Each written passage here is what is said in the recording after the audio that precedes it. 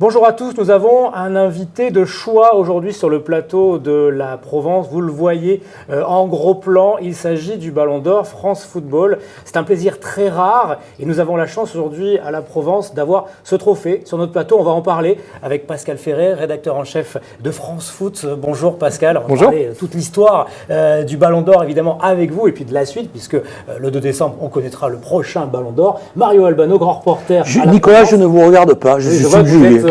Vous êtes je fais comme Bielsa, vous êtes tombé amoureux. Pascal, première question.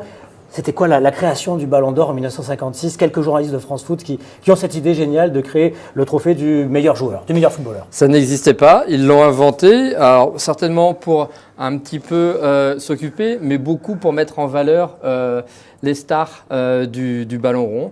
À l'origine, ils étaient une quinzaine à voter et 64 ans plus tard, ils sont 180.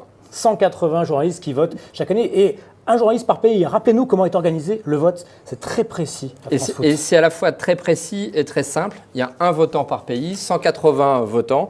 On fait des additions. La première place, c'est 6 points. La deuxième, 4 points. 3, 2, 1.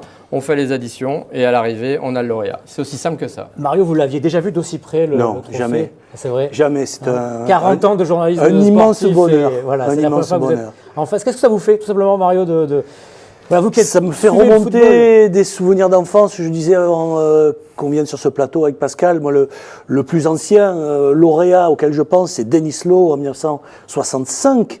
J'avais 7 ans et demi et pour moi, c'était d'autant plus mythique que c'est un joueur qu'on ne voyait jamais jouer en France. Il jouait à Manchester, il jouait en équipe d'Écosse et à la télé, on ne voyait ni Manchester ni l'équipe d'Écosse. Il a fallu attendre 68 que Manchester aille en finale de la Coupe d'Europe pour qu'on les voit à la télé. Donc, ce joueur, il débarquait un petit peu de nulle part. Et c'était aussi mystérieux que valorisant pour les journalistes qu'il avait élus, qui eux étaient aussi des élus en allant voir jouer des joueurs de ce calibre-là dans son pays.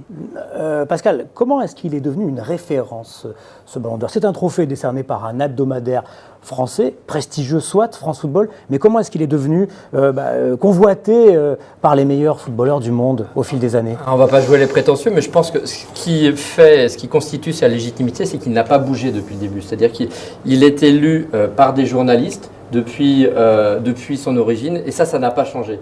Il concerne, jusqu'en 1994, c'était simplement les joueurs européens qui étaient concernés. À partir de 1995, il s'est internationalisé, et depuis lors, donc tous les joueurs, tous les clubs de tous les championnats sont éligibles.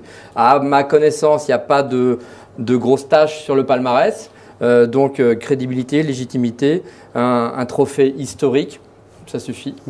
Mario, allez, on se souvient de JPP qui a reçu ce Ballon d'Or. C'était en quelle année ? C'était en 1991 et c'est le seul joueur l'ayant obtenu en jouant dans un club français. Qu'est-ce que ça représentait pour Jean-Pierre Papin ?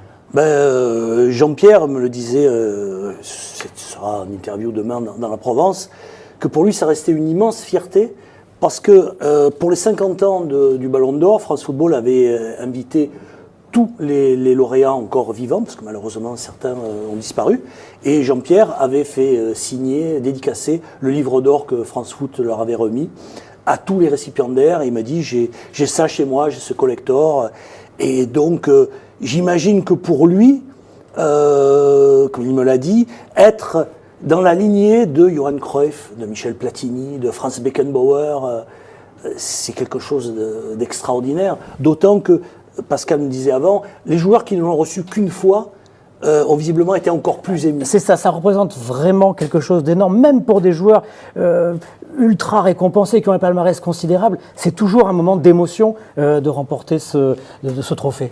Je pense que c'est le seul moment dans l'année où ils peuvent briller tout seuls, parce que on en a beaucoup dit sur l'égoïsme ou la vanité des footballeurs, qui, lorsqu'ils arrivent en zone mixte, parle pour toujours répéter la même ancienne, c'est-à-dire c'est un sport collectif, je ne serai rien sans l'équipe.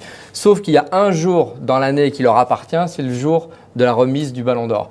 Et rien que pour ça, ça reste des enfants. À partir du, on va dire, de la mi-novembre, j'ai plein de nouveaux amis qui m'appellent, c'est-à-dire ce sont soit les entourages, soit les joueurs directement pour savoir où est-ce qu'on en est dans le scrutin. Ouais, difficile pourtant de favoriser l'un ou l'autre, même impossible évidemment. C'est un jury. On ne peut pas être jugé un journaliste par pays, exactement. Voilà. C'est toujours très précis. Donc la remise, c'est le 2 décembre. D'ailleurs, Mario, oui, un petit mot. Michel Platini a longtemps reproché, je crois qu'il reproche encore à France Foot, de ne pas avoir eu le Ballon d'Or en 1977 parce que c'est le juré français, Jacques Ferrand, je crois, qui ne l'avait pas placé en tête. Bon, il l'a eu 3 fois par la suite, donc il a eu 3 fois, largement il fait partie de ceux qui l'ont reçu le plus souvent. Lundi 2 décembre, c'est ça sur lundi 2 décembre, sur la chaîne L'Équipe, remise donc des 4 trophées, le Ballon d'Or masculin, le Ballon d'Or féminin qui est apparu l'année dernière, le trophée du meilleur jeune, le trophée Copa qui est apparu lui également l'année dernière, dont le tenant est